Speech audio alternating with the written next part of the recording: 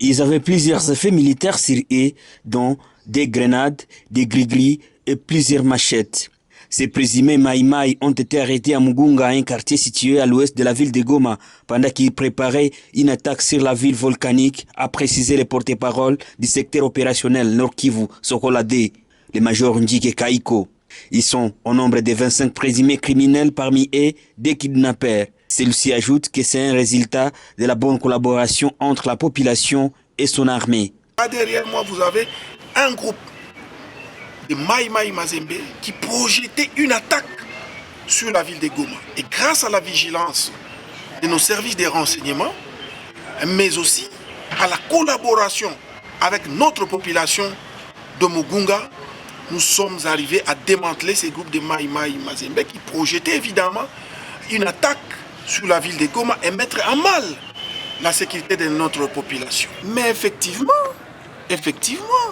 il n'y a pas seulement lorsque vous entendez parler, lorsque nous vous présentons les Maï-Maï, il n'y a pas que les hommes, il y a aussi des femmes.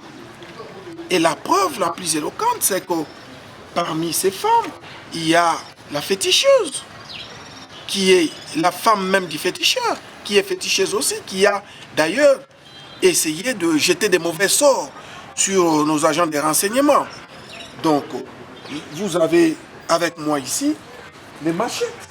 Vous voyez les machettes, vous voyez des grenades. Vous voyez des grenades, vous voyez des gris-gris, et finalement des lance-pierres avec des billes.